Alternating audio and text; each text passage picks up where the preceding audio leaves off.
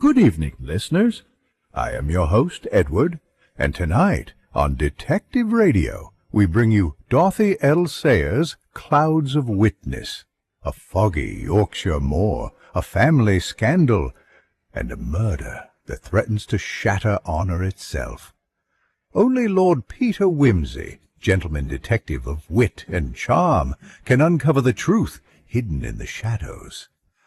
Stay with us as Clouds of Witness unfolds. This episode is longer than the usual episodes. Hence, we have divided it into two videos, Part 1 and 2. The chapter timestamps and video links will be there in the descriptions, so you can pause or resume from the chapters as you please. If you like this episode, please do hype our video so that we can reach to more audience. And if you are new to our channel, do hit the subscribe button. We bring you interesting radio stories every week.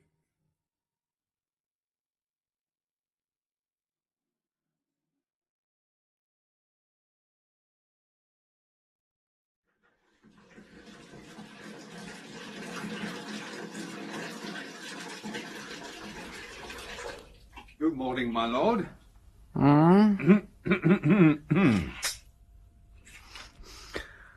Your lordship's bath water is ready. That sounded so refreshing, Bunter. Would you mind saying it again? Your bath water is ready, my lord. Very agreeable. Contrast, you see, Bunter.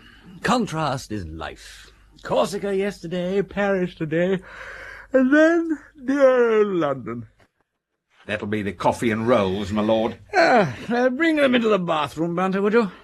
I can't wait to soak the dust of Corsica off my aching limbs. Coffee, rolls, butter. Any English marmalade?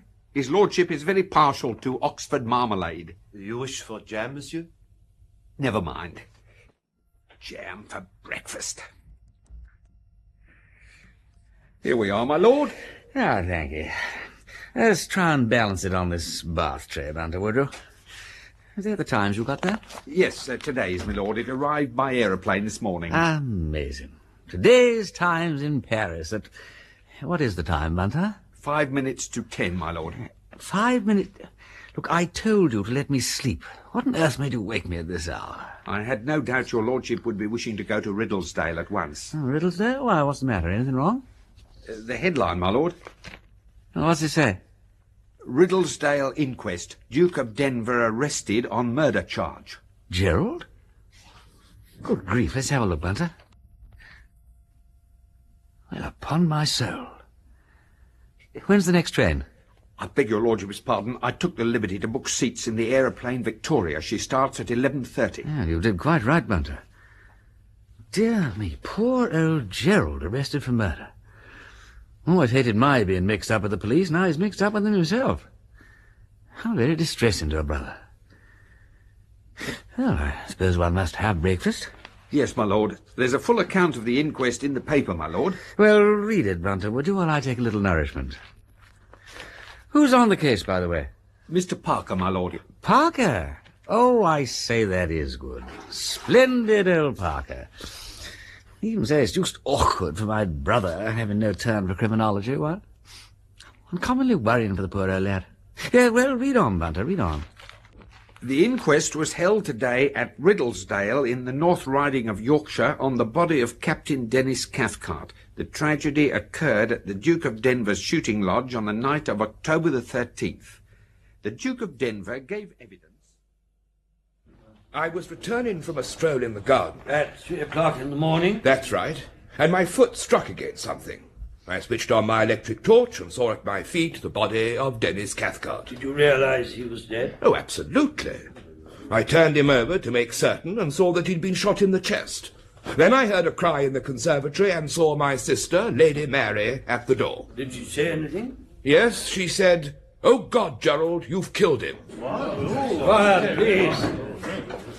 Were you surprised by that remark? Well, I was so shocked and surprised by the whole thing. I think I said to her, "Don't look," and she said, "Oh, it's Dennis. What can have happened?" and I sent her to the house to rouse everybody. Do you remember how she was dressed? I don't think she was in her pyjamas. I think that she had a coat on. I understand that Lady Mary Wimsey was engaged to the deceased. Yes. He was well known to you? He was a son of an old friend of my father's. Parents are dead. I believe he lived chiefly abroad. I ran across him during the war, and in 1919 he came to stay at Denver. He became engaged to my sister at the beginning of this year. With your consent? Yes, certainly. What kind of man was he? Well, he was a sahib and all that. I think he lived on his income, and his father was well off. I never heard anything against him until that evening. What was that? Well, if anybody but Tommy Freeborn had said it, I would never have believed it. I must ask your grace of what exactly you had to accuse the deceased. Well, I didn't exactly accuse him. An old friend of mine made a suggestion. I thought it must all be a mistake. So I went to Cathcart, and to my amazement, he practically admitted it.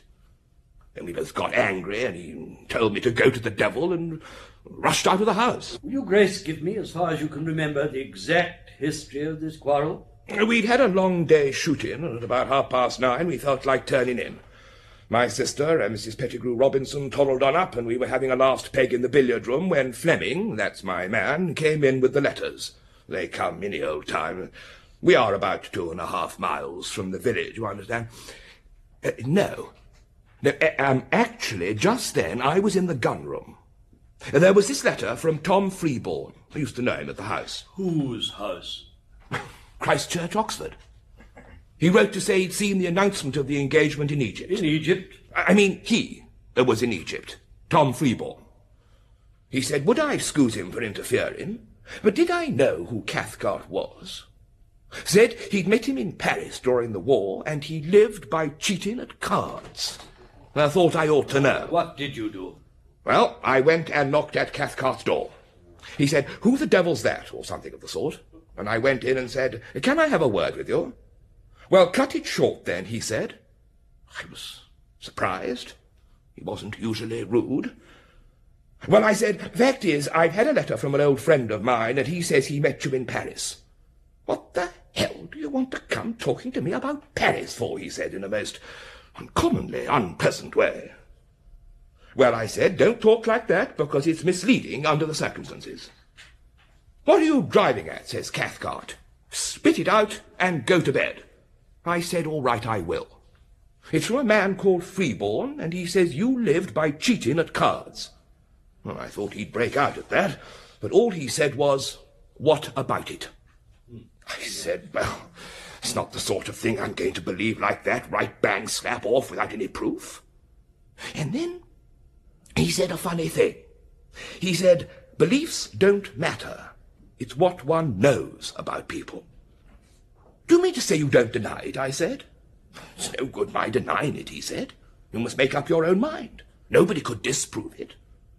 And then he jumped up, nearly knocking the table over, and said, I don't care what you think, or what you do, if you'll only get out. Now, look here, I said. I'm sure there must be some mistake. Only you being engaged to Mary, I am naturally concerned. Oh, he said, if that's what's worrying you, it needn't. That's off. I said, what? He said, our engagement. Off, I said. But I was talking to Mary about it only yesterday. Who the hell do you think you are to come here and jilt my sister? You can get out, I said. I've no use for swine like you. I will, he said, and he pushed past me and slammed downstairs and out of the front door and banged it after him. What did you do? I shouted to him not to be a silly fool. It was pouring with rain, beastly cold. Didn't come back. I told Fleming to leave the conservatory door open in case he thought better of it. And then what did you do? I went to bed. Can you suggest any explanation for Cathcart's behaviour? I think he must somehow have got wind of that letter and realised that the game was up. Did you do anything further in the matter? No, I didn't want to go out hunting for the fellow. I was too angry. Besides, I thought he'd change his mind before long. It was a brute of a night, and he'd only a dinner jacket. Then you just went quietly to bed and never saw the deceased again? And not till I fell over him outside the conservatory at 3 in the morning. Ah, yes. Now, can you tell us how you came to be out of doors at that time? I didn't sleep well. I went out for a stroll. At 3 o'clock in the morning? My wife's away. Look it, chap! Silence! You got up at that hour of an October night to take a walk in the pouring rain? Just a stroll. Exactly where did you go? Oh, roundabout. You heard no shot? No. Did you go far away from the conservatory door? Well, I was some way away. Perhaps that's why I didn't hear anything. Were you as much as a quarter of a mile away? Oh, I should think I was. Oh, yes, quite. You must have left the grounds, then. Oh, I think I did. Yes. I walked about on the moor a bit, you know. Can you show us the letter you had from Mr. Freeborn? Oh, certainly, if I can find it. I thought I put it in my pocket, but later, when I looked for it, I couldn't find it. Can you have accidentally destroyed it? No. No, I'm sure I remember putting it in my... Ah, yes, I remember now. I did destroy it. That is unfortunate. Perhaps you kept the envelope. No, I didn't. Then you could show the jury no proof of having received it. Well, not unless Fleming remembers it. No doubt we can check that way. Thank you, Your Grace. Call Lady Mary Wimsey. Lady Mary, I'm aware that this must be a very harrowing ordeal for you. I shall endeavour to make it as easy as I can. How long have you been engaged to the deceased? About 8 months. You are quite happy? Quite. Did he tell you much about his previous life? We were not given to mutual confidences. We usually discuss subjects of common interest. Did you gather at any time that Captain Cathcart had anything on his mind? Not particularly. Did he speak of his life in Paris? He spoke of theatres and amusements there. I was staying in Paris with some friends last February, and he took us about. That was shortly after our engagement. Did he ever speak of playing cards in Paris? I don't remember. You never heard him complain of being hard up? Everybody complains of that, don't they? Was he a man of cheerful disposition? He was very moody. Did you know about the deceased wishing to break off the engagement? No, I did not. There had been no quarrel? No. So far as you knew on the Wednesday evening, you were still engaged to the deceased, with every prospect of being married to him shortly? Yes, of course. He was not, forgive me this very painful question, the sort of man who would have been likely to lay violent hands on himself? I never thought... Well, I suppose he might have done. That would explain it, wouldn't it? Now, Lady Mary, will you tell us exactly what you heard and saw on Wednesday night and Thursday morning? Mrs. Pettigrew Robinson and I went up to bed about 9:30, leaving the men downstairs. At about 10:15, I heard 2 men talking loudly, and then I heard someone run downstairs and bang the front door. Then I went to bed. What happened next? I woke up at 3 o'clock. What wakened you? I heard a shot. You were not awake before you heard it? I may have been partly awake. I listened for a few minutes, and then I went down to see if anything was wrong. Why did you not call your brother or some other gentleman? Why should I? Thought it was probably only poachers. So you went downstairs by yourself. That was very plucky of you, Lady Mary. Did you go immediately? Not quite immediately. I put on walking shoes over bare feet, a heavy coat and a woolly cap. It may have been 5 minutes after hearing the shot that I went downstairs to the conservatory. Why did you go out that way? It was quicker. When I got there, I saw a man outside bending over something on the ground. When he looked up, I was astonished to see my brother. Before you saw who it was, what did you expect? I thought it was burglars. His Grace has told us that when you saw him, you cried out, "Oh, God, you've killed him." Can you tell us why you did that? I thought my brother must have come upon the burglar and fired at him in self-defence. Quite so. You knew that the Duke possessed a revolver? Oh, yes. I think so. What did you do next? My brother sent me up to get help. I knocked up Mr. Arbuthnot and Mr. and Mrs. Pettigrew Robinson. Then I suddenly felt very faint. And I went back to my bedroom and took some sal volatile.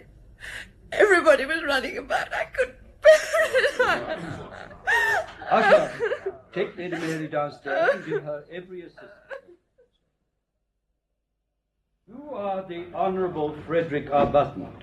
Afraid so. I mean, yes. Can you remember the night of Wednesday, October the 13th? Rather. Never forget it. Will you tell the court what happened? Well, I turned in with the rest of the crowd a little before 10. Left Denver downstairs, but heard him come up later. How much later? I didn't look at me watch. Was brushing my teeth at the time. Then I got into bed and turned the gas off. Or rather, I turned the gas off and then got into bed. And then I heard shouting coming from Cathcart's room. Then somebody slammed the door and ran down the stairs hell for leather. Well, for all I knew, the place was on fire, so I jumped out of bed and made a beeline for the door. Opened it, and there was old Denver just standing there. Did he say anything to you? Well, actually, I said, "Hello, Denver, what's the row?" And then?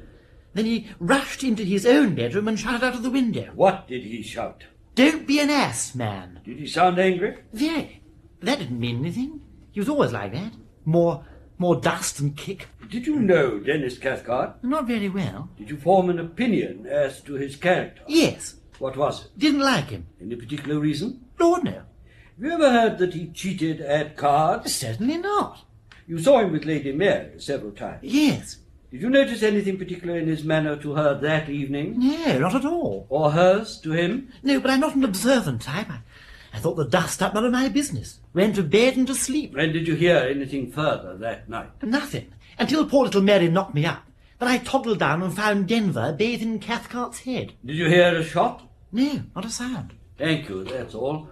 Call Mr. Pettigrew Robinson. Mr. Pettigrew Robinson. You are Alfred James Pettigrew Robinson. I am. Did you go up to bed at the same time as the others on Wednesday night of October the 13th? Yes. What did you hear when you got up to the bedroom?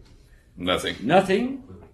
Not when I got up to the bedroom, no. Did you hear anything later? Yes. What did you hear? Quarrelling. Who was quarrelling? Sounded like our host and Cathcart. What did you do? Opened my door. There was Denver. What was he doing? Shouting down to his man to leave the door of the conservatory open. Then he went back to his bedroom. Did you speak to him? I said, "What's up, Denver?" What's up? Denver. What's up, Denver? Yes. And what did he say? Nothing. Just closed his bedroom door. And what happened after that? Nothing until about 11:30. Then I heard his door open again and someone tiptoed down the passage. Did you hear anyone return? No, I went to sleep. Thank you. Call the next witness. Lydia Violet Cathcart. My nephew's notions were always very French. He was educated abroad. After my brother's death, I was left executrix of the will and guardian until Dennis came of age. Then he came into 10,000 a year. It was in some kind of foreign property. I benefited from the will also and converted my shares into British securities. I cannot say what Dennis did with his. Did he play cards, to your knowledge? I believe he was very good at cards. Did he, to your knowledge, ever cheat? No, but it wouldn't surprise me. I believe the people he consorted with in Paris were most undesirable. I never met any of them myself, I am pleased to say. I have never been to France. Silence! Thank you, Miss Cathcart. Call the next witness. John Thomas Hardraw. You are John Thomas Hardraw. Yes, sir. You live in a cottage in the grounds of Riddlesdale Lodge. Yes, sir. Did you hear a shot fired on the night of Wednesday? I heard a shot about 10 minutes to 12. Was that unusual? No, sir. It's a good poaching country round there. You thought it was poachers. Yes, sir. Did you do anything about it? I got up and went out with my gun. But I saw never a soul, dead or alive. I went back to bed about 1 o'clock. Did you fire your gun at any time? No, sir. Did you hear any more shots? Only that one shot. Then I went to sleep again and was wakened by chauffeur going for the doctor. What time was that? Oh, about 3:15. Thank you. You may stand down. Call the next witness. You are Inspector Craigs. I am. Will you tell us what happened on the morning of Thursday, October the 14th? Accompanied by Dr. Thorpe, I examined the body, which was lying on its back just outside the conservatory door, near the open well. As soon as it became light enough, I examined the ground thereabouts and discovered several bloodstains along the path and signs that the body had been dragged along it. The blood tracks led to the shrubbery. In the shrubbery, I found a pool of blood and a revolver.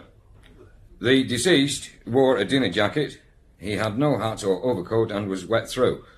I searched the deceased's pockets and his bedroom, but found no clue which could shed light on the circumstances. Is that all you have to say? Yes, sir. Thank you. Recall the Duke of Denver. The Duke of Denver?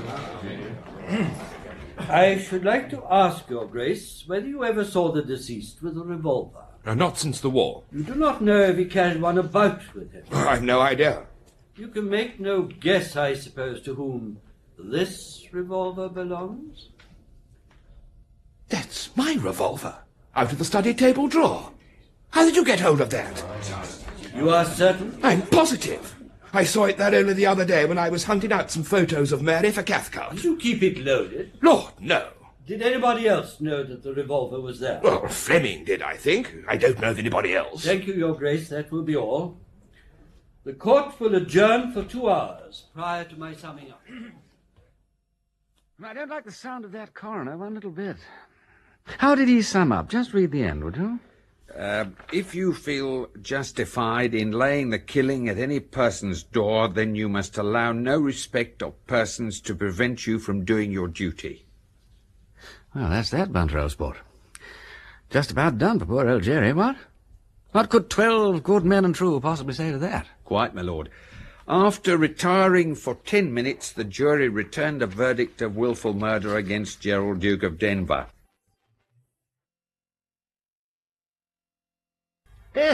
Bloaters for breakfast, I say. Personally, I like fish. Good for the old memory, what? Where are the ladies, Mr. Parker? Lady Mary's in her bedroom, resting. The others have gone to church. Weren't they get stared at, what? The Duchess thought it didn't matter. All those bounders round here are socialists and Methodists. And if they're Methodists, they'll not be at church. You bet they will. There's anything to see. It'll be better than a funeral to them. What about you, Parker? Aren't you Scotland Yard people churchgoers? Some of us are, when we're not on duty. I expect you'll clear this murder up in no time, what? Well, I do my best. And besides, I'll probably have some help on the job. The young lad who was in court with you? No, he's gone back to London. I'm hoping for Her Grace's brother-in-law. Not old Peter, surely. Wimsey would be one of the finest detectives in England if he wasn't lazy. He's a rummy old bird. Ought to be here, what? If anything happens to old Denver, he's head of the family, ain't he? Until little pickled gherkins comes of age. Oh, what's that? Morning, dear old things. Well, how are we all? Peter, my dear old bean. Don't trouble to get up, Freddie. I'd simply hate to inconvenience you. I'm bloater. Well, we've got Pedigree Robinson. You owe me £50 this last September year. What nonsense, eh? Charles, old man, what a damn reliable old bird you are. Always on the spot like that patent ointment thing, what? How did you get here so quickly? Aeroplane. No. The Victoria from Paris to Croydon, North-Eastern to Northallerton, and damn bad roads the rest of the way, and a puncture just below Riddlesdale. Damn bad bed at the Lord in Glory, too. However, I thought I'd blow in here for the last sausage if I was lucky. There aren't any. What? Sunday morning in an English family and no sausages. God bless my soul, what is the world coming to? Well, there is some curry. Oh, thanks for that. Here, I say you needn't be so stingy about it. I've been travelling for 3 days on end. Well, Gerald's been and gone and done it this time, what? It's a pity you didn't arrive in time to see him. Yes, well, that's all right. I'll look him up in quad. I'm sorry for poor old Mary there. How is she? She's not to be disturbed, so Helen says. Yeah, well, she'll keep. Today, Parker and I hold high revel. He shows me all the bloody footprints. I say. That's all right, Pettigrew. That ain't swearing. That's an adjective of quality. I hope they aren't all washed away, by the way. No, I've got most of them under flower pots. Then pass me the bread and squish and tell me all about it.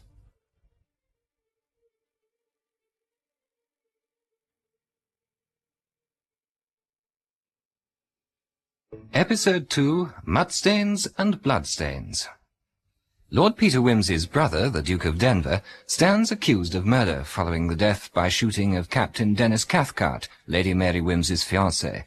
Lord Peter has rushed over from Paris to join the family, the house guests, and his friend Inspector Parker at Riddlesdale Lodge in Yorkshire, the scene of the crime.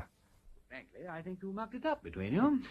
The coroner took an awful lot of liberties. I'm afraid that was partly my fault. Well, how's that, Charles? Well, the local inspector resented the superintendent getting in touch with the yard over his head. By the time I turned up on Friday, the inspector and the coroner were already as thick as thieves, fixed the inquest for that morning, produced their blessed evidence as dramatically as possible, all before I could do a thing. Irritating. But the worst aspect of it was the way they tramped round that garden and destroyed most of the evidence. Well, what about the medical evidence? They couldn't spoil that, I take it. That was all right as far as it went. Cathcart was shot through the lungs. And he didn't shoot himself. You sound pretty sure about that, Freddie. I didn't say anything at the inquest because I didn't want to upset old Denver's story, but between you and me, all that stuff about Cathcart being upset and go to blazes in his manner was all my whiskers. How do you know that?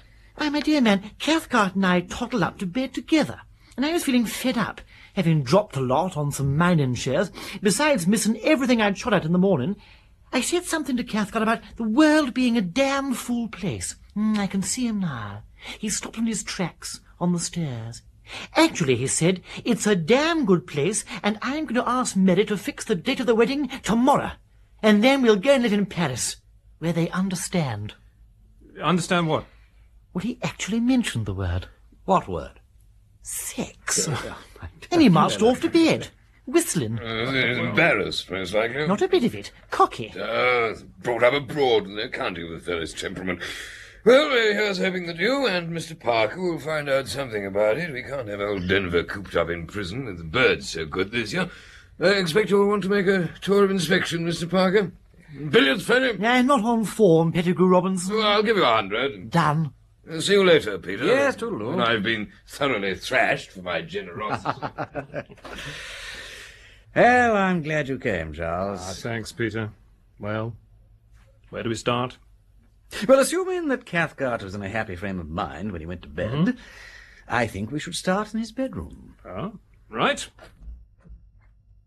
It's only fair to tell you, old lad, that I'm setting off with the assumption that my brother didn't do it. I'm sure he didn't. No. Now, look here. It's your job to pour cold water and to doubt all my conclusions. I'll do my best. Here we are. A trifle Spartan. Everything's just as it was. Craig's had that much sense. According to your brother, Peter, when he charged Cathcart with cheating at cards, he jumped up, nearly knocking the table over, and that would be the tabled up. Yes. So Cathcart was sitting here. He pushed the chair back violently and rumpled the carpet. Yes, here we are. So what was he doing? He wasn't reading. There's no book about. Writing, do you think?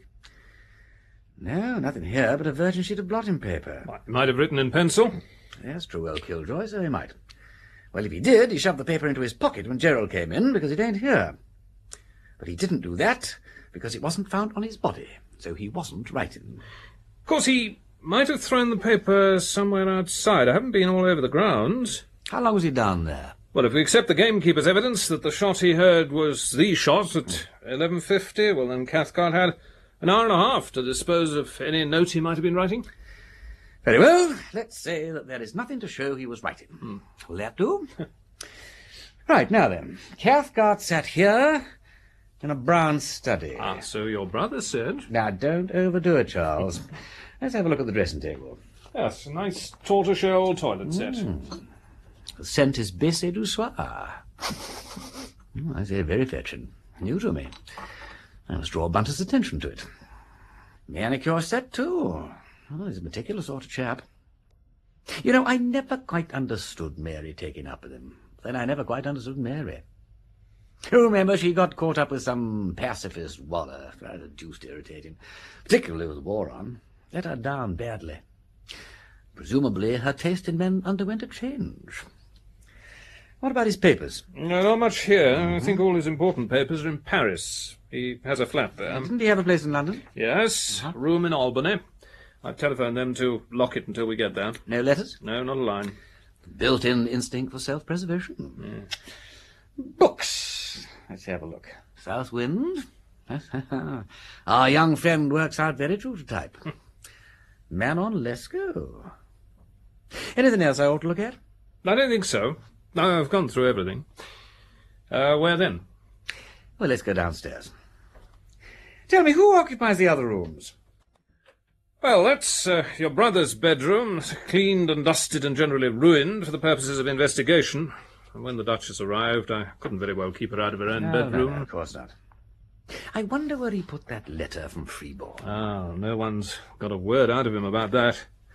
Stands to reason, having accused Cathcart of being a rascal, he'd have held on to the evidence, unless, of course, the letter referred to some entanglement your brother had years ago, something he'd prefer the Duchess not to... I say, now, that's an idea. Yeah, there were occasions, mild ones, I grant you, but Helen would make the most of them. Still, when it comes to the gallows...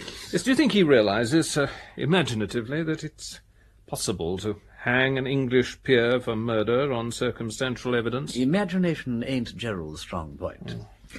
I suppose they do hang peers. I mean, they can't be hidden on Tower Hill or anything. Well, they hanged the Earl of Ferrers in 1760, and he was dissected and anatomised afterwards, but that part of the treatment's obsolete.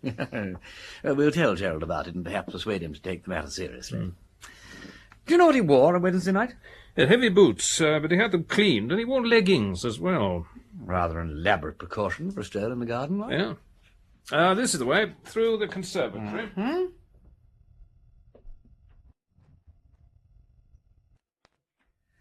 The flowers look healthy enough. Gardener been into autumn? Yes, Peter, but I think he kept on the mats. I gave him strict instructions. Oh, here you are now. I've managed to identify most of the footmarks. Now, these are the Duke's. Yes. See the gravel's discoloured? Blood, eh? Yeah, right. Now, here, he trips over the body, and here's where he kneeled. There's 2 knee marks. Yeah. And then he went up to the house. He left fairly good impressions in black mud just inside the door. Well, that supports old Gerald's story so far. Now, this one I take to be Lady Mary's. Very probably. Strong walking shoes. Yeah, and here they are again, going back to the conservatory. Yes, well, they're clear enough. Hello. Who put what down here? Where? Between the cacti. There's a footprint? Oh, we're in trouble if it is. Oh, why? Because it's damn near a yard long. Is it a bar or something like that? My private opinion is that it was a suitcase. Well, why a suitcase? Why, indeed. But it is just possible somebody might have shoved it here if they were caught with it, say at 3 o'clock in the morning and didn't want to be seen. And when would they have taken it away? Almost immediately. Or even the Neanderthal Cricks could hardly have failed to notice it. You think someone tried to hide it temporarily? Yes. Gerald or Cathcart. Or possibly Mary. What about a person unknown? Who's he? Come out here. I've been waiting to show you these footprints. I preserved them under this coconut matting. What do you think of those? Oh, well done, Charles. They belong to nobody I've seen or heard of. Hooray! Then downward from the steep hill's edge they tracked the footmarks small. Only they're largish. Boot size number 10, I'd say. I traced the same footprints into the shrubbery and to where they came out into the wood. Good. But at the moment I'm more interested in where they came from. Out here, the gravel's too hard to show anything. Well, there was a lot of blood and traces of dragging. Pebbles displaced and blood smears. Why did the person unknown insist on dragging a corpse that wasn't quite dead towards the house? I don't know. Well, that's what he did. Now, give me a hand with this tarpaulin. This is where they found the handkerchief and the revolver. The rain's messed it all up. Blood's still visible. Yes, a lot of it, too. Well, let's get down and look at it with the aid of my glass, shall we? Yes, Cathcart presumably paced up and down. May have been waiting for somebody. Here's that number 10 boot again. But no sign of a struggle. Now, why did he stand still and wait to be shot at? Well, if he had an appointment with number 10 boots, it was someone who could get close to him without arousing any suspicion. So the interview was a friendly one, on Cathcart's side, anyhow. What about the revolver? Now, how did number 10 get hold of Gerald's revolver? Conservatory door was open. Look, if somebody came here with the idea of doing old Cathcart in, why didn't he bring a weapon with him?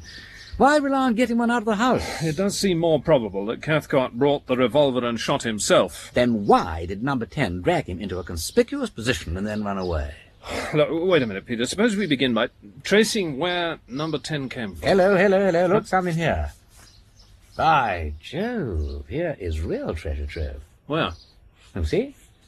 Sitting under this leaf as though it were waiting for us. It's a brooch, isn't it? No, it hasn't got a clasp. No, it's one of those charms girls hang on bracelets. It's a lucky pussycat. Lucky for who? That is for us to find out, Charles. Those emerald eyes look quite genuine. They are. And the rest of the stones are diamonds. It's valuable, then. Not cheap. Of course, we don't know that the cat's the criminal's property. It may belong to a member of your own family, or the last tenant, even. Well, I lost the family. And in the village, too. They're a pack of stones, all right. This ain't the sort of article anybody would lose without making a bit of a fuss about it. Oh, this broken branch looks like number 10 again. Yes. Yeah. I've lost him again. That's all right, I've got him. Look, he grabbed that branch to steady himself, and he tripped over this root. Right. Serves him right, too. Hello, and there are the palings. Yep, this is where he had to climb into the park. Yes, here we are. Well, give me a hand up, Appleton. What? No, your back would be better. Bend down. All right. That's the idea. That's it. Not hurting you, am I? No, not much. He tore his coat on the way over. There's a thread of Burberry left here to prove it. And there is a deep, damp ditch on the other side, which I shall now proceed to fall into. Oh. All right. Yes, perfect landing. Why don't you come over? Because I'm not so constructed that I can bend over and climb onto my own back. There's a gate a few yards down to the right. It's a gamekeeper's lodge. Okay, well, nip round there and join me in this fascinating ditch. There's somebody at the door. You might ask them if they saw anyone on Wednesday night. All right. But be careful, don't go and break a leg. Ah, it's Mrs. Hardraw, isn't it? Hi. Morning, sir. Good morning. We're just having a look round for anything which might help to solve the mystery of Wednesday night. My husband's at church. Ah. Well, did you find any signs of poachers on Wednesday night? No, sir. Not so much as a dead rabbit. Any suspicious characters hanging about? Nay. Well, as keeps a lookout for tramps and such, as it be such a lonely place. But Wednesday, I saw none but a young man with motorbike and sidecar. Yeah. What time was that? Oh, I reckon 'twas about noon. He said he had a puncture and asked for a bucket of water. Did he say where he was going? Aye, Cumberland. How long was he here? Oh, half an hour. Then I watched him trying to get his machine started and all poppeting towards King's Fenton. Yeah. What sort of a man was he? Oh, I don't rightly know. Well, I mean, was he young? Oh, wasn't old. Tall? No, I wouldn't say as how he was tall. Short, then? No, wasn't short. Medium height? Never noticed how medium he was. What was he wearing? Raincoat. Now, with a belt? I don't remember no belt. No belt. But I wouldn't swear he didn't have one. I see. Possibly wearing a raincoat with or without a belt. Aye, that'd be more like it. With or without a belt. One last question, Mrs. Hardraw. Was he a gentleman? Oh, well, not quite. Come on, Charles, don't take all day. Is that his lordship in ditch? Yes, I'd better go and give him a hand. Thank you very much. Excuse me. Right. Come on, Charles, this really is the most beautiful ditch. Coming! From such a ditch as this, when the soft wind did gently kiss the trees, and they did make no noise, from such a ditch our friend, methinks, mounted the Trojan walls, and wiped his soles upon the greasy mud. Yeah, there you are, Charles. Say, just look at my bags. Yes, but look at the wall. Number 10 must have been a very tall man. Yes, I know. No end of a climb from this side. Suppose he might have had a friend to give him a hand or a back. Only one set of footprints. Yes. So, we know he went in. And since he ain't in there still, we can assume that he came out again. But somewhere else. True. So let's walk round the perimeter and see if we can find the spot he exited from. Right. While we do that, I can tell you what I gleaned from Mrs. Hardwall, Splendid. gamekeeper's wife. She told me that on Wednesday, a man with a motorbike and a sidecar... Well done, Charles. Here are the tracks of the motorcycle. Good. Look, they come right off the road, and then they go back onto the road again down... Can you see what I see? Charles! That looks like a raincoat belt. A Burberry. So he had an idea where the motorcycle was and made a beeline for it when he needed to get away in a hurry. Yes, I think we've done quite well. Yes. Yes, things begin to look a lot more comfortable for old Jerry. La la da da da da da da da dee dum ba bum bum ba dee da da dee.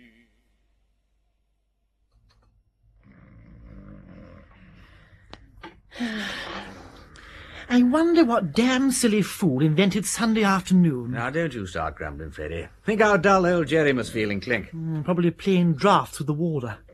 Where's your policeman friend, Peter? Gone back to London. I never heard him go. Well, why don't you take Pettigrew Robinson down to the billiard? I can't wake him up. Pettigrew Robinson, pass the chocolate biscuits. No. Here you are. Out again like a light. Fantastic gift, that. Where would you go in this place, Freddie, if you wanted to write a letter? And no idea. Never write 'em. Encourages people to write back. Before you know where you are, you're in correspondence. Where did Gerald write his letters? Well, in here, I think. Uh-huh. And I saw Pettigrew Robinson writing a letter the other day. Weren't you, Pettigrew Robinson? Yes. Here you are. You see that? He's passing the chocolate biscuits again. Well, don't disturb him. You're quite right, you know. Yes, he did write a letter at this table. You sure? See this blotting paper? There you are. There's Jerry's signature. Also, a big, sprawling hand, which I would judge to be feminine. What are you going to do with it? No plans, actually. I'll just pop it into my pocketbook and forget it. Think I'll drop Jerry a line. Might cheer the old blighter up. Yeah, we'll give him my kindest. Any message, Pettigrew Robinson? I don't know how you spell that. Tea so early? Oh, I hope you don't mind, Helen, only felt a bit peckish. Have a chocolate biscuit. Here you are. Ring for Fleming, Peter. Oh, yes, sorry, old thing. Just writing a few lines to cheer your loving husband. Any messages? I have already written, thank you, Peter. Have you had tea? No, not yet. Waiting for you, actually, Helen. It's stone cold. Fresh tea, Fleming. Very good, Your Grace. Look, half urgent, Fleming. I'd like to see a copy of the local paper, please. They don't give a very good report of the inquest, my lord. The front page features the discovery of an old motorbike in a duck pond. Motorbike, did you say? With a sidecar? Oh, why, yes, I believe it had a sidecar, my lord. Send Bunter to me, would you, and ask him to bring the newspaper along. There's a good lad. Very good, my lord. Oh, and order a car for me, too, would you, please? Yes, my lord. And the tea, Fleming. Your Grace. Mary coming down to join us? No. I'm worried. She seems to be giving way to her nerves. It's so unlike her. She's usually so plucky. But she won't let anyone come near her. I've sent for Dr. Thorpe again. You sent for me, your lordship? Yes, Bunter. Would you excuse me, Helen? Certainly. You got the paper? Here it is, on the front page. Ah, yes. Aha! A Douglas motorcycle with sidecar. Submerged for several days. No number plate. Bunter, I am going into Ripley. Does your lordship require me? No, thank you, Bunter, no. But who's been lady's maiden, my sister? Ellen, my lord, the housemaid. Then I wish you to exercise your powers of conversation on Ellen. Very good, my lord.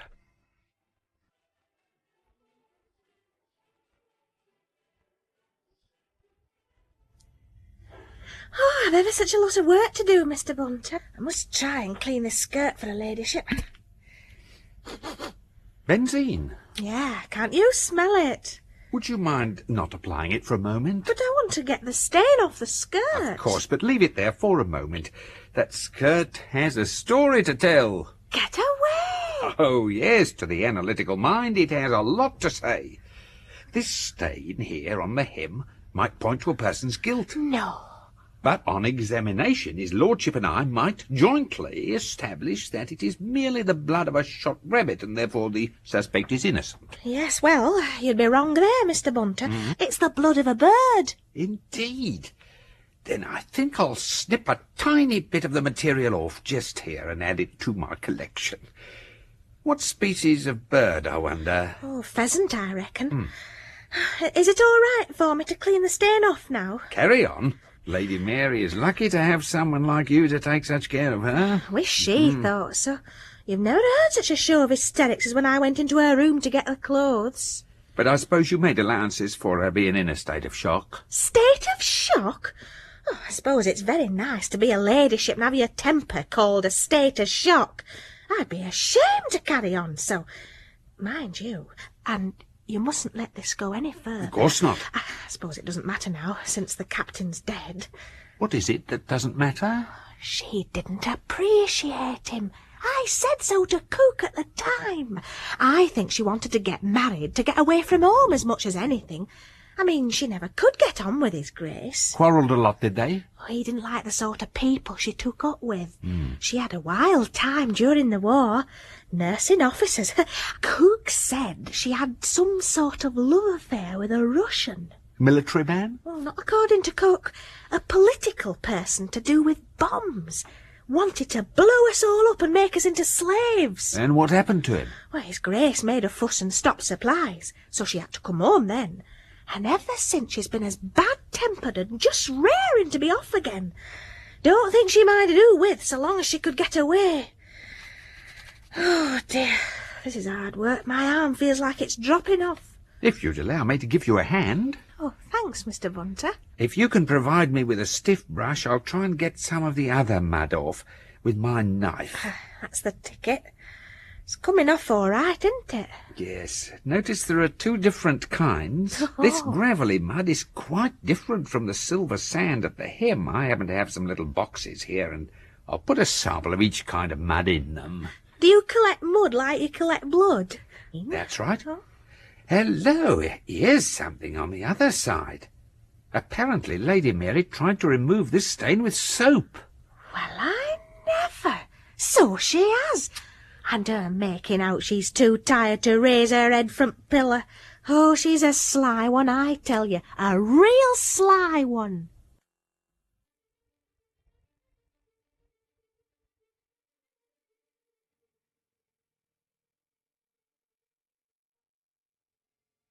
Episode 3, The Diamond Cat. Lord Peter Wimsey is at Riddlesdale Lodge in Yorkshire, investigating the death of Captain Dennis Cathcart, the fiancé of his sister Lady Mary.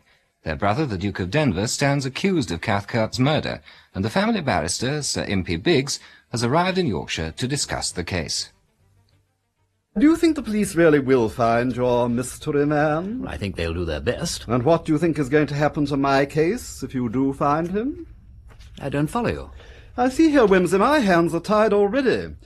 Has it ever occurred to you that perhaps he'd better not be found? Not be found? Remember this.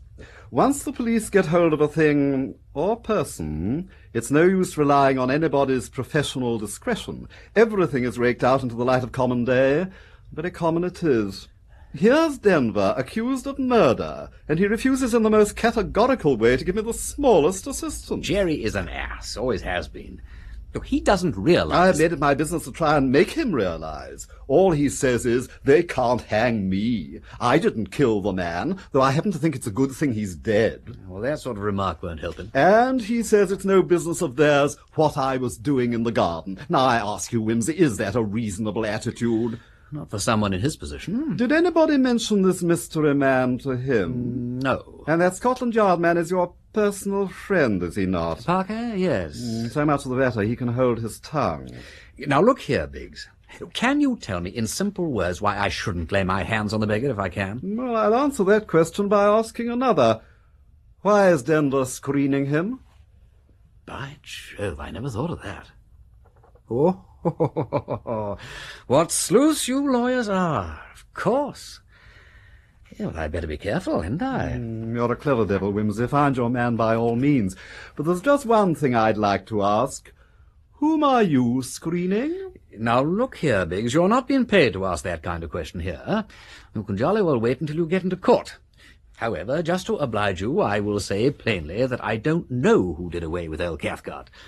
Furthermore, when I do know, I will tell you. Meanwhile, I tell you candidly, I'm taking the line that they can't make out a case. Not proven, eh? Well, anyhow, Biggs, I swear my brother won't hang for lack of evidence.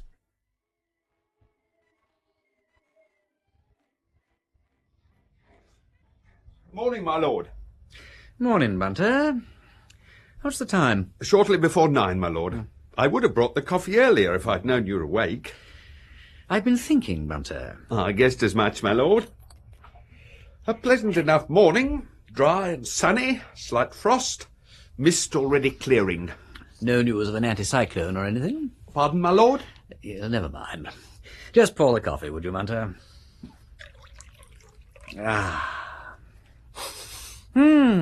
Your cafe au lait just about makes this place tolerable. Thank you, my lord. Did you post off those specimens you took from Lady Mary's skirt? I did, my lord, last night. The analyst should be starting on them first thing this morning. Did the maid return the skirt to Lady Mary? Yes, my lord. And? I haven't seen her since, my lord. Well, I haven't spoken to my sister ever since I've been here. And she's not likely to feel any better so long as she stays cooped up in her room. I believe her grace tried to persuade her ladyship to go to the police court this morning with the rest of the party. The police court's only a formality. It doesn't achieve anything. We have got to get hold of some facts, Bunter. Cold, hard facts. Yes, my lord. When I was a small boy, I hated them. Thought of them as nasty, hard things like knobs. Uncompromising. Yes, my lord. My own mother always used to Your say mother, when... Bunter? I didn't know you had one. I always imagined that you were turned out ready-made, so to speak. Oh, excuse me. Infernally rude of me. Beg pardon, I'm sure. Not at all, my lord. My mother lives in Kent, my lord, near Maidstone. She always says, my lord, that facts are like cows. If you look them in the face long enough, they generally go away. She's a woman of considerable courage, my lord. Well, she's quite right, Bunter. Shall I run your lordship's bar? Yes, a fairly cold one, Bunter. Something to stimulate the circulation. I need a very clear head. I'll bear that in mind, my lord. Ah, Fleming is here, my lord. Oh, what are you doing there, Fleming? I've brought your lordship's letters. Then bring 'em in, man. Bring 'em in, bring 'em in. All right, Bunter, prepare my bath, would you? Yes, my lord. When were these delivered, Fleming? A few moments ago, my lord. I see. All right, Fleming, that'll be all. Thank you, my lord. I attempt from love sickness to fly in vain. Ah, good old Parker bird. I wonder what luck he's had in London.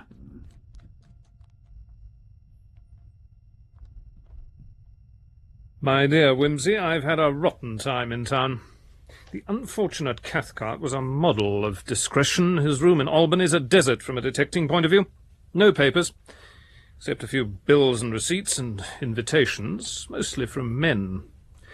Poker seems to have been his great game, but no suggestions of anything crooked. He won pretty consistently, but never spectacularly. I think the information we want must be in Paris.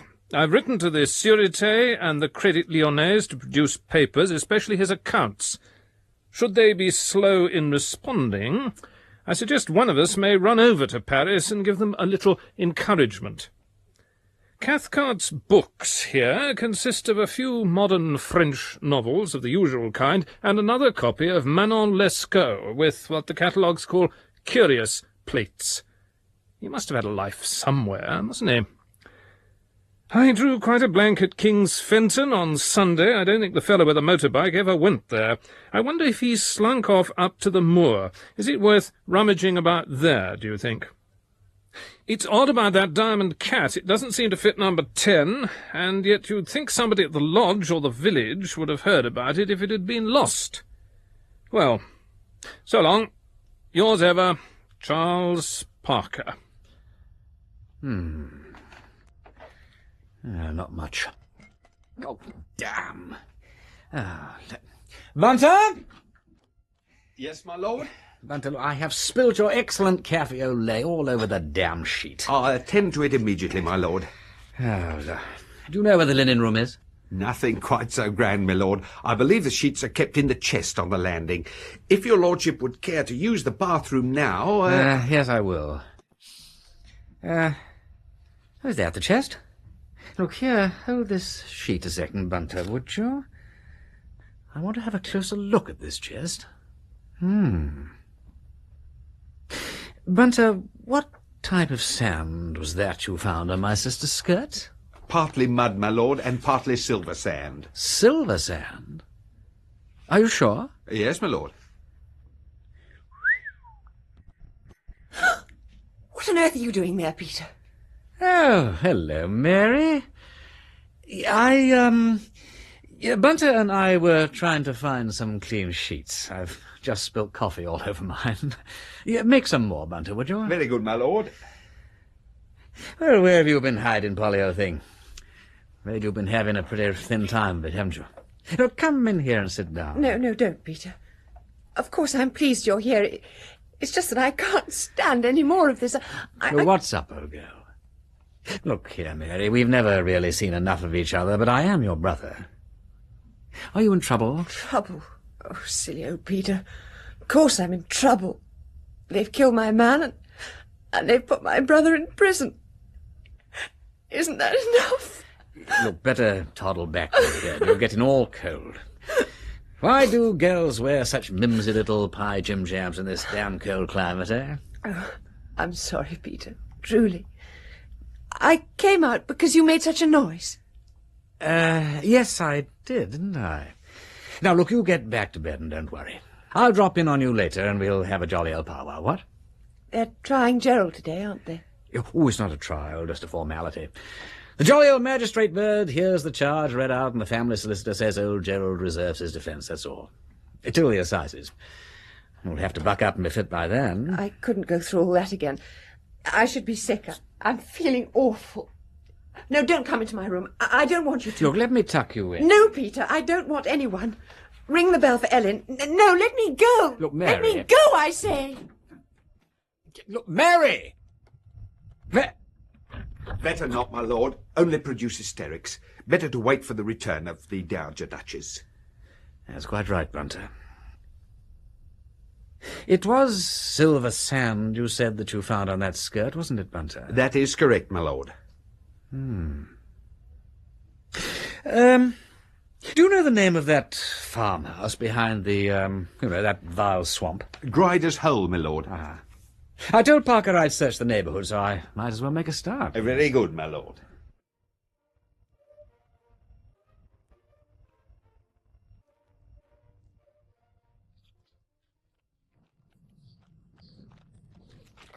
Good day to you. Chilly, ain't it? Seasonable, though. Good for the sheep, I dare say. Makes their wool curl and so on, what? Do you lose many animals in that swamp? Must be a bit dangerous in the dark if you're thinking of taking an evening stroll, what? See this stick? Oh, yes, rather. Watch what'll happen to it. Good Lord. Oh, it's gone. It looks so light. Has this swamp got a name? Aye. Peter's Pot. What does her want? Well, I thought of paying a little friendly call on the owner of the farm, don't you know? Who lives here, by the way? Mr. Grimethorpe. Does he now? Ah, just the fellow I want to see. And you, I take it, are his right-hand man. You leap from bed before the break of day to milk the kine among the scented hay. You, when the shades of evening gather deep, home from the mountain lead the mild-eyed sheep. Well, it's been awfully nice chatting to you, but I must press on. I take it I shall find Mr. Grimethorpe in the house. Oh, thanks most awfully. Mister? Yes, old thing? Up and he'll set his dogs under. You don't say. Well, that should be interesting. I'm fascinated to meet a man who sets his dogs on casual visitors.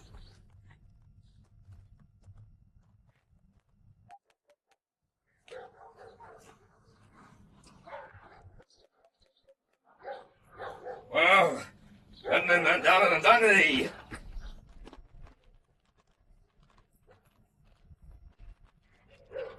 Yeah, hello, little girl. We don't want to buy anything. Well, actually, I'm not selling anything. Who is it? What's your name? Lucy. Well, Lucy, will you tell your daddy that I'm living at Riddlesdale Lodge? Well, of it. Get out of me, Lucy. Oh, good evening to you. May I come in? If I must. Yeah, thanks most awfully. This way? Yeah, thank you. Are you Mr. Grimethorpe? Was if I am? I've no cause to be ashamed of my name. No, rather not, no. Nor your farm, either. A delightful place. My name is Wimsey, by the way, the Duke of Denver's brother. Just paying a neighbourly call, don't you know? I'm old-fashioned like that. Well, I don't suppose you'll get many strangers passing this way. None. Just as well, probably. Nothing like one's own family when all's said and done. Cosy, you know. You a married man, Mr. Grimethorpe? What the hell's that to thee? Oh, nothing. No, I just thought that pretty little girl might be yours. I thought she weren't. I'd son of a bitch. And her mother together. What has got to say to that? Do you smoke? Nay. Well, to tell you the truth, Mr. Grimethorpe, I didn't blow in accidentally. I did have an excuse. Though it's so perfectly delightful to meet you, no excuse might appear necessary. But the fact is, I am looking for a young man, an acquaintance of mine, who said he'd be roaming about this area. I suppose you didn't happen to catch a glimpse of him? A tall fellow riding a motorcycle. He was in the neighbourhood about a week ago. What day? Wednesday night or Thursday morning. I knew it! The slut! He were a friend of mine, were he? I were at Sapley Wednesday and Thursday. I knew that, and so did a friend. If I hadn't been at Stapley, he'd have been in Peter's pot about a cotton. And if I catch thee sneaking around here again, that's when I'll be and all. Oh, now, steady on. You mustn't twist my collar like that. It will kill a fellow. Nasty business, murder. Take that hand away. Now stand still, you fool. You'll break your arm. Better. Very well, now sit down. You'll get into trouble one of these days, behaving like that when you're asked a civil question. Get out, house! Certainly. Sorry you couldn't help me with news of my friend. I've had enough of this. I'm going to get Jabez. If there's only says anything, I won't be here when I bring on. You are mad to come here. He's gone for the dogs. Quick. Madam, I don't quite Oh, I thought you... If you don't care for your own life, then go for my sake. He'll kill me. Madam, if you're in fear of what he'll do to you, then let me stay and protect you. You can stay and murder me. Go! Perhaps you're right.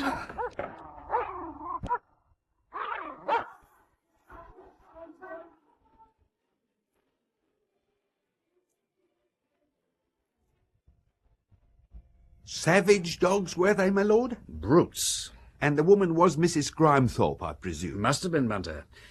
She was an absolute stunner. Fantastic-looking woman to find in a place like that. Married to the unspeakable Grimethorpe. Jealous, was he?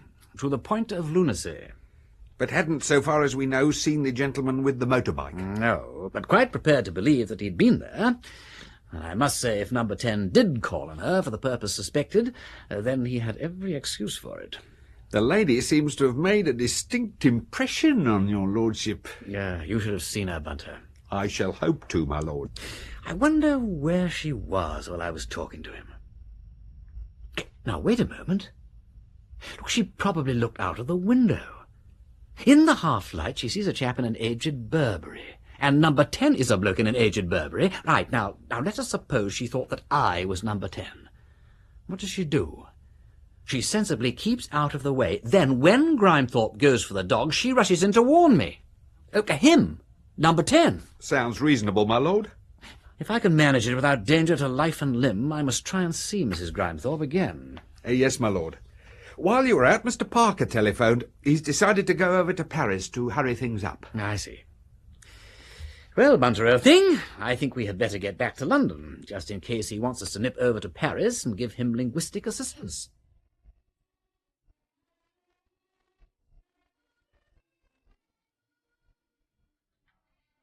Hello? Charles? Peter! I'm certainly pleased you telephoned. I've been round to Cathcart's bank, and although my French is a bit rusty, they were very helpful. Oh, good. Did you find out anything interesting? Well, I'm not sure. Cathcart inherited quite a fortune before the war, most of which had been invested in Germany and Russia, and in 1913 there were some largish withdrawals. Cash? Yes, made payable to self every quarter, and then in 14, crash. Investments in Germany? Yeah, and Russia. Stop dead. Oh, bad luck. Any credits from French shares? Well, a few, but they dropped to 1 quarter. And then? Well, ominous. Several very substantial payments into the account. 20,000 francs, 30,000. A lot of money. Yes. Winnings at cards. But even so, towards the end of the war, he seems to have got desperate again and started gambling on foreign stock exchanges. I'm going round his apartment at the Rue Saint-Honoré to have a look.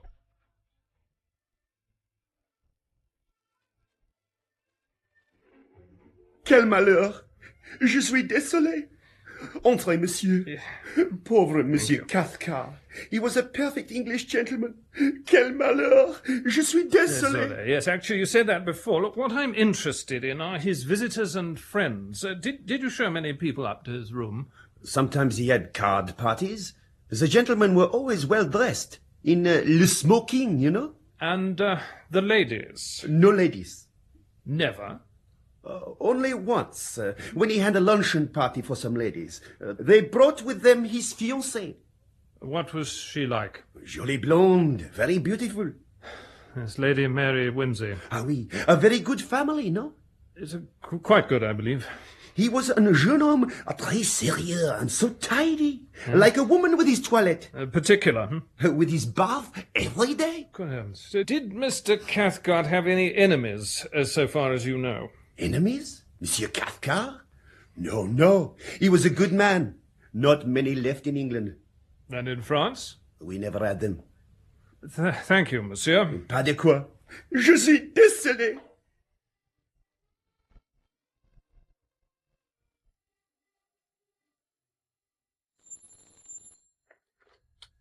Mayfair 0299, Lord Peter Wimsey's residence. Yes, Bunter, it's me, calling from Paris. Good evening, sir. Yeah. My Lord Inspector Parker. Thank you, Bunter. Hello, Parker Bird. How did you get on with the concierge? Never mind that. Now, listen, Peter, I've seen a cat. Now, why the deuce do you ring me from Paris to tell me that you've seen a cat? Like the one we found at Riddlesdale. Aha! Where did you see it? In a jeweller's by the Madeleine or something. I was shopping, buying a crepe de chine camisole for my sister in Barrow-in-Furness. Sorry, buying a what for whom? Well, no, never mind. I saw this cat in the window, just like the other one. And you asked the jeweller who bought it, I presume. What did he say? Well, that's the trouble. The shop was shut. I'm going round first thing in the morning, but I thought you'd like to know. Oh, thank you. Oh, that's good news, old son. Yes. Keep me informed, whatever happens. I will, Peter. Cheerio.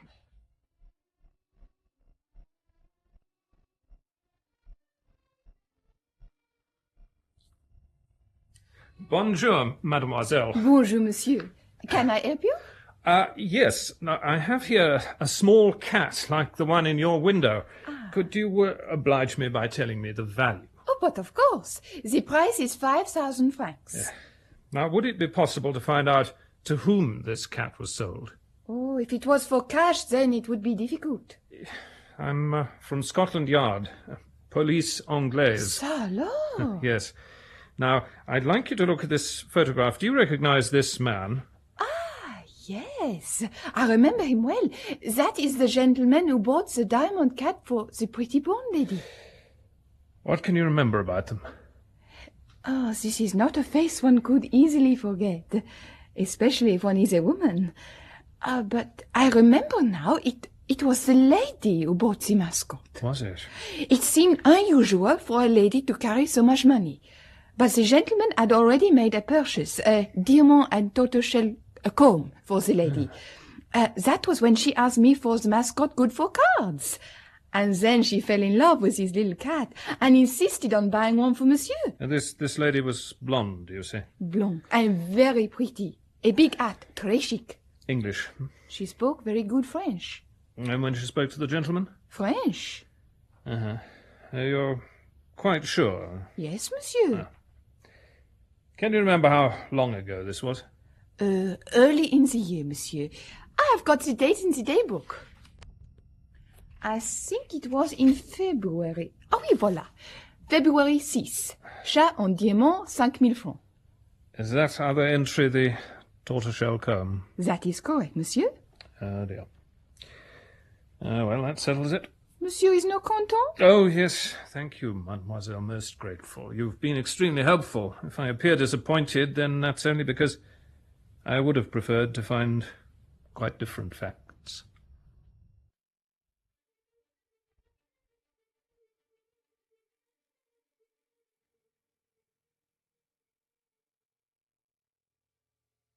Episode 4, Mary Quite Contrary. Lord Peter Wimsey is investigating the death of Dennis Cathcart, for which his brother, the Duke of Denver, stands accused of murder. His investigations in Yorkshire, and those of his friend Inspector Parker in Paris, suggest that his sister, Lady Mary Wimsey, who was engaged to Cathcart, did not tell the truth at the inquest on the dead man. Mary is now ill in bed, and their mother, the Dowager Duchess of Denver, has arrived in Yorkshire. You ought to have been there at the assizes, Peter. I'm sorry, Mother. So you should be. When Gerald was what the judge called produced in court, his poor little face was so strained. Bound to be. He seemed to look round for the family, and I'm very pleased we were there. Look, Mother, I explained that I didn't attend because I knew it was mere routine. Even so, for Gerald's sake. Look, I was doing other things for Gerald's sake. You were? Of course, Mother. Look, I'll tell you about them later. First of all, I want you to go up and see Mary. Just what I meant to do. But now, aren't you interested in what's happened? Well, of course, dear, but I already know.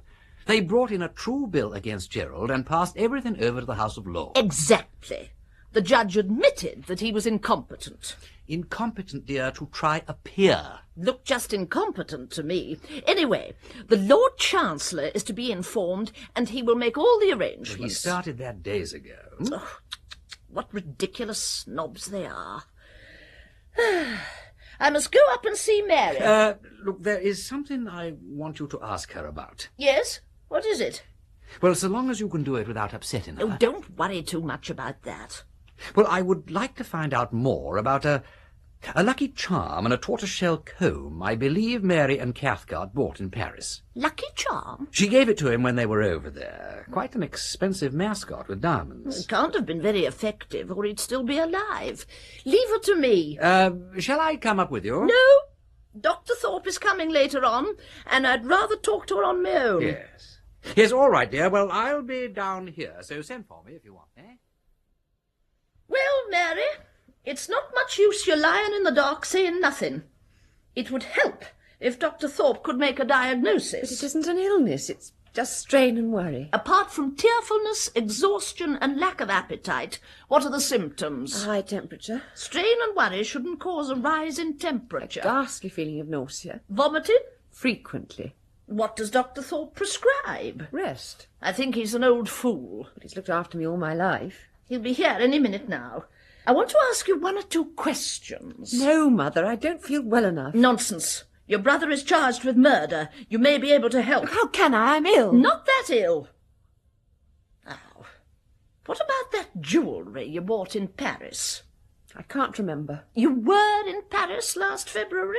Yes. Well, then, you and Dennis bought some jewellery. What jewellery? You tell me. He bought me a tortoiseshell comb. Ah, sounds like Dr. Thorpe coming.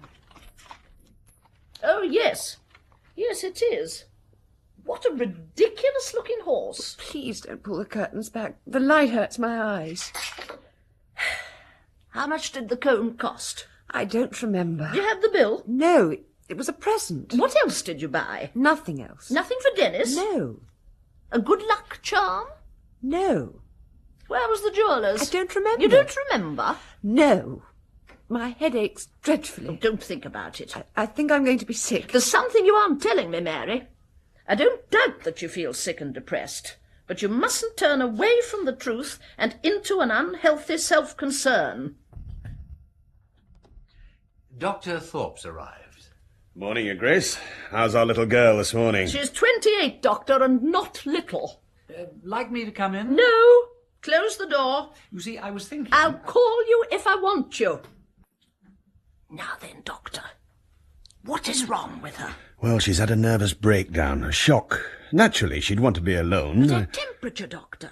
Yes, I must admit, I'm baffled by the way it goes up and down. And these fits of sickness. Well, nerves can cause that. Nerves? Nerves don't cause fever. Take her temperature now.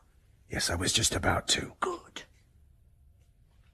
Now, Lady Mary, open your mouth, under your tongue. That's it. Been able to eat anything? Drinking liquids? In my day, we called this kind of behaviour hysterics and naughtiness. We didn't let gals pull the wool over our eyes. There was never any talk of neurosis or reflexes, or repressions, suppressions, depressions. If you ask me, there's a fairly simple explanation. Is your horse all right out there? Eh? Yes, I think he's perfectly all right. Ah. Doctor? Your Grace? I don't think your horse is all right. Come over here. Is it a very old horse? Oh, not very old. May I read the thermometer? You should have a motor car. I'll have a thermometer now. Thank you, my dear. I think you're going to find it's gone up. She doesn't look feverish. My word, you're right. 103.4. Come outside, Doctor. Yes, of course, Your Grace. Peter, what are you doing? Waiting for you, actually. She's bluffing. Her temperature indicates there is something wrong. That's what she's bluffing about. When we went over to the window to look at your horse, I glanced at her reflection in the dressing-table mirror. She was applying the thermometer to the hot water bottle. Surely you were mistaken. My word. Then she is taken. Good heavens. I'm not normally taken in so easily. But Mary is, after all, a lady. I've never heard such rubbish. Come along. I want to look in the bathroom. The bathroom? Ah, good idea. You think she's taking something to induce the sickness? I think it's likely. Peter, have a look at the medicine cabinet. Yes, Mother. Now then, bath salts, elements embrocation, sal volatile, Crucian salts. Hello, what's this at the back? Ipecacuanha. The family bottle, and it's 3/4 empty. Great heavens! That's why she vomits. Well done, Mother. It's easy to see which side of the family has the detective instinct.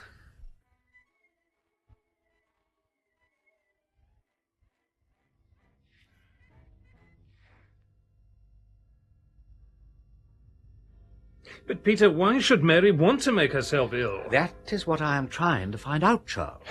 And I haven't told you the most unpleasant bit of the lot. What's that? Bunter went round to the analyst in Gower Street this morning and brought me the results. You remember I sent him a stain off one of Mary's skirts? Yes. Well, he has confirmed that the blood is human. And I'm afraid it's Cathcart's. Well, she must have noted it.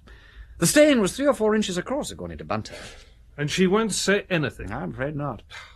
So let's go over it.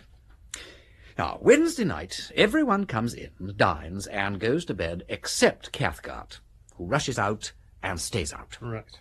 At 11:50, the gamekeeper hears a shot, which may very well have been fired in the clearing, where, well, let us say the accident took place. Now, at 3 a.m., Jerry comes home from, somewhere or other, and finds the body. As he is bending over it, Mary arrives in the most apropos manner from the house, fully dressed, in her coat and cap, skirt, and walking shoes. Now, what is her story? That she was awakened by a shot at 3 o'clock. But nobody else heard that shot at 3 o'clock. There was no Look, shot. I know that, old Parker, but I'm examining the discrepancies in her story. She said that she didn't give the alarm because she thought it was probably poachers. But if it was poachers, it would be absurd to go down and investigate. So she explains that she thought it might have been burglars. Well, that's possible. It could have been burglars. Granted. But how does she dress to go down and look for burglars? Yeah, well, it was a wet night. Oh, my dear chap, look, if it's burglars you're looking for, you don't expect to go and hunt for them round the garden. Anyhow, fancy a present-day girl who rushes about bareheaded in all weathers, stopping to put on all her clothes for a burglar hunt. Oh, damn it all, Charles, it won't wash. They said it was a wet night. She went to the conservatory. Made a beeline for it. Straight to the corpse as if she knew exactly where to look. She sees Gerald stooping over it, and what does she say? Does she ask who it is? No. She exclaims, "Oh, God, Gerald, you've killed him." And then she says, as if on second thoughts, "Oh, it's Dennis." Now, does that strike you as natural? No. But it suggests to me that it wasn't Cathcart she expected to see, but someone else. Cathcart's death, at any rate, was a surprise for her. Yes, now we must remember that. Right. Gerald sends her up for help. She wakes up Freddie and the Pettigrew Robinsons, and then what? She locked herself into her room. Correct. And shortly afterwards joined the others in the conservatory wearing a cap and coat and walking shoes, but over pyjamas and bare feet. So you're suggesting that Lady Mary was already awake and dressed at 3 o'clock, and that she went out by the conservatory door with her suitcase, expecting to meet the murderer of her... Oh, damn it, Peter. No, we needn't go as far as that, you know. We decided that she didn't expect to find Cathcart dead. No. Well, she went presumably to meet somebody. All right. Well, shall we say, pro tem, she went to meet number 10. Yes, And when she saw the Duke stooping over Cathcart, she thought, by Jove, Peter, when she said you've killed him, she meant number 10. She thought it was number 10's body. Of course! Oh, what a fool I am! Then, recollecting that she was not supposed to know who it is, she said, "Oh, it's Dennis." Then when she saw that it wasn't the body of number 10, she realised that number 10 must be the murderer. So her game was to prevent anybody knowing that number 10 had been there. She'd shoved her suitcase behind the cacti, and then when she went upstairs, she pulled it out again and hid it in the oak chest on the landing. Cacti, silver sand. Exactly. It fits. Then she knocked up the Pettigrew Robinsons. Right. Now, she'd be in the dark. They'd be flustered. They wouldn't notice exactly what she had on. And as soon as she could, she rushed back to her own room and took off the skirt she'd worn when she knelt at Cathcart's side. Then she got into her pyjamas, keeping on the cap, coat and shoes, because that was what people had seen her wearing already. Yes. Then she concocted the burglar story for the coroner's benefit. That's about it. I suppose she was so desperately anxious to throw us off the scent of number 10 that it never occurred to her that her story was going to implicate her own brother. But she realised it at the inquest, and that explains why she grasped at the suicide theory. Yes! And when she realised she was simply saving number 10 at the possible cost of her brother's life, she lost her head and took to her bed. Now she refuses to give any evidence at all.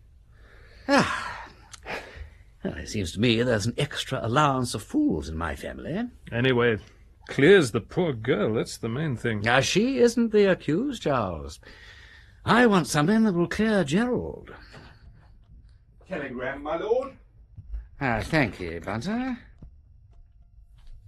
Party traced London. Seen Marylebone Friday. Further information from Scotland Yard. Police Superintendent Gosling, Ripley. Oh, I say good egg. Now we're getting down to it.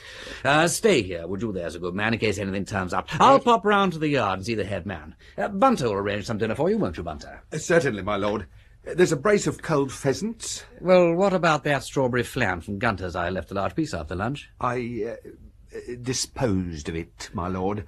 Oh, I see, yes. Well, give him a bottle of the Chateau Margaux, which is really rather decent, Charles. I'll see you later.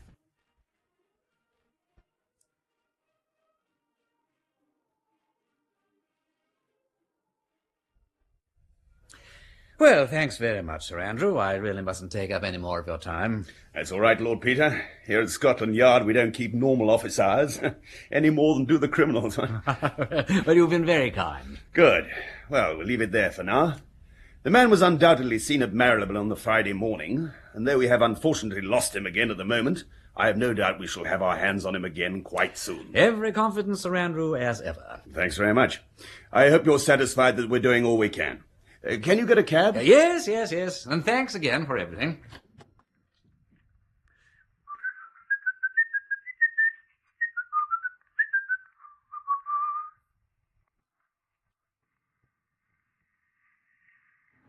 Taxi?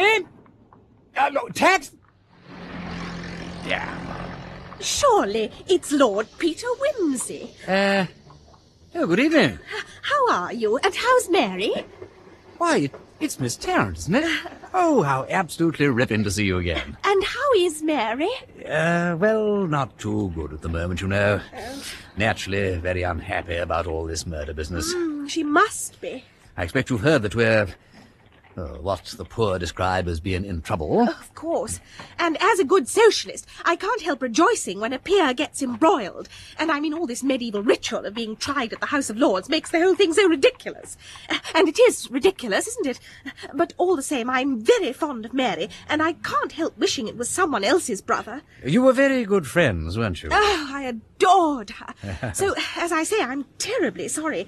And for you, too. I mean, you don't just sit around shooting animals, do you?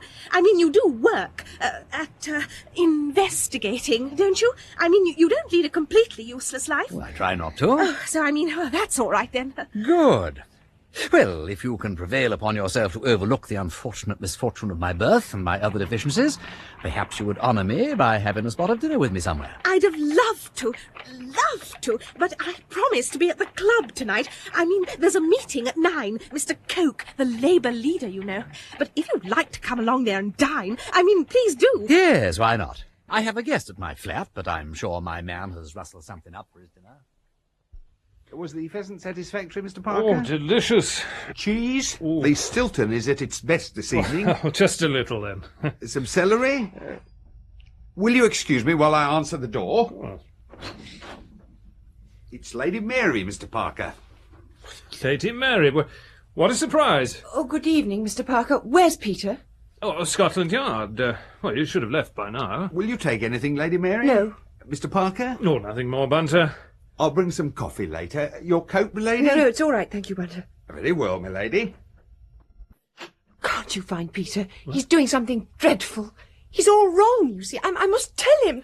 Well, Oh, did anybody ever get into such trouble? Look. No, try to... I said, well, sit down. No, you'll be ill if you cry like that. Have a glass of wine. Try and stop crying. You are crying, aren't you? I mean, it isn't hiccups, is it? No, I said, Bunter. Here, milady, sniff this. Bunter, how dare you? It's only Dr. Mackenzie's smelling salts. Your ladyship had better take a drop of brandy. Yes. This is the 1800 Napoleon brandy, milady. There. Please don't snort so, if I may make the suggestion. His lordship would be greatly distressed to think that any of it should be wasted. Did your ladyship dine on the way up? No. Most unwise, milady, to undertake a long journey on a vacant interior. I will take the liberty of sending in an omelette for your ladyship. You're better now. Well, look, is there something on your mind? Yes, there is. It's awfully serious. Well, then, if you can honour me with your confidence... Well, I don't quite know whether... Well, tell me, how far have you got? What have you discovered? Oh, dear, I'm afraid I can't very well tell you that. I might accidentally do mischief to an innocent person. So there's someone you definitely suspect? Well, indefinitely would be a better word. But look, please do tell me anything you know. We may be suspecting a totally wrong person. I wouldn't be surprised. Oh, well, what do you want to know? Well, you were in Paris last February. Yes. Do you remember going with Captain Cathcart to a jeweller's in the Rue de la Paix and buying a tortoiseshell comb and a diamond and platinum cat with emerald eyes? Is that the cat you've been making inquiries about in Riddlesdale? Yes. Had you lost it? Or was it Captain Cathcart? If I said it was his... I believe you. Was it? No, it was mine. When did you lose it? That night. Where? Wherever you found it. In the shrubbery. I didn't miss it until later. Why did you deny it was yours? I was afraid. And now? I'm going to speak the truth. I'm glad. I believe that at the inquest there were 1 or 2 points you didn't tell the truth about, weren't there? Yes. The shot you said you heard at 3 o'clock. Was that true? No. But you did hear a shot? At 11:50. Was that when you hid something behind the plants in the conservatory? I hid nothing there. In the old linen chest on the landing? My skirt. Did you go out to meet Cathcart? Yes. Who was the other man? There was no other man. We saw his footmarks all the way up from the shrubbery to the conservatory. He must have been some tramp. I know nothing at all about him. We have proof that he was there. Of what he did, how he escaped. That man in the Burberry, Lady Mary, was the man who shot Cathcart. That's impossible. Why impossible? Because I shot Dennis Cathcart myself.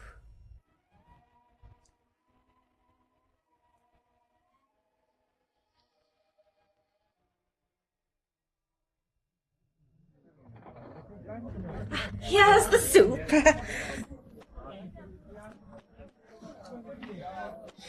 You didn't give me the bread, comrade. Yeah. Here's the bread. It's the real thing. It certainly looks it. It gives a new meaning to the phrase, man cannot live by bread alone. Millions have to. Ah, yes, I can understand it if one has to. Mary had the right ideas. I mean, worked so hard for the cause. She was secretary to the propaganda branch for 6 months. Was she now? She was a tremendous help to Mr. Goyles, to say nothing of the nursing during the war. Of course, I don't approve of England's attitude to the war, but Mary certainly had the... Who is Mr. Goyles? Oh, one of our leading men, quite young, but the government is really afraid of him. I expect he'll be here tonight. He's been lecturing in the north, but I believe he's back now. Look, I say, excuse me, but your beads are in the soup. Are they? Perhaps they'll flavour it. I'm afraid the cooking isn't very good here, but the subscription is so small. I'm sorry, I shouldn't have interrupted you. You were telling me about Mr. Goyles. Oh, yes. Everybody thought she was going to marry him, but it seemed to fall through. I mean, she left town. Do you know about it? That was the fellow, was it? Yes, well, my people didn't altogether see it, you know. Thought Mr. Goyles wasn't quite the son-in-law they'd take to. I wasn't there myself, but, well, that was what I gathered. Another example of the absurd old-fashioned tyranny of parents. I mean, you wouldn't think it could still be possible in post-war England. I wasn't parents so much as my brother, actually. Owing to my late father's circumscribed ideas of what was owing to women, my brother has the handling of Mary's money till she marries with his consent. I don't say it's a good plan. In fact, I happen to think it's a rotten one, but well, there it is. Monstrous! Excuse me, your beads. I don't care about my beads. I don't like the soup either. I'm so angry about these feudal ideas of your father's. Too late for him to change them, I'm afraid. He's dead now, you know. Oh, yes, of course. Oh, well, after all, what is money? Oh, nothing, of course. But if you've been brought up having it, it's a bit awkward to drop it suddenly. Like baths, you know. Well, I don't understand how it could have made any difference to Mary. She liked being a worker. We once tried living in a workman's cottage for 8 weeks. 5 of us on 18 shillings a week. It was a marvellous experience, on the very edge of the New Forest. It must have been uncommonly interesting. It was an experience I shall never forget. One felt so close to the earth. I mean, so primitive. Shall we have coffee? Why? Isn't that quite extraordinary? What? There is Mr. Goyles, just walked in. Really? Would you introduce me? Of course. I'll ask him if he'll join us for coffee. Mr. Goyles! Yoo-hoo! I say, I'd like you to meet a friend of mine, Mary Wimsey's brother. Will you join us for... Oh, really? He's dashed off. But he can't be missing the lecture. Where are you going, Mr. Goyles? Excuse me, I must have a word with him. I say, did you see a tall, fair man just run out of here? Yes, Governor. Run up that alley behind the Hippodrome. What's up? Pinched your wallet or something? Yeah, Mr. Goyles! Mr. Goyles, come back here a moment, would you? I want a word with you. Oh! Oh! Cool. You shot him.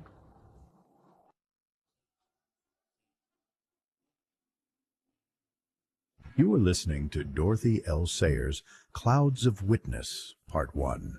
If you like this story, Please do support us by leaving your comment. We love hearing from you and what intrigues you in these stories. If you want to keep listening to what unravels next, find the link to Part 2 in our descriptions below. Thank you for tuning in tonight, my dear listeners. This is your host, Edward, signing off.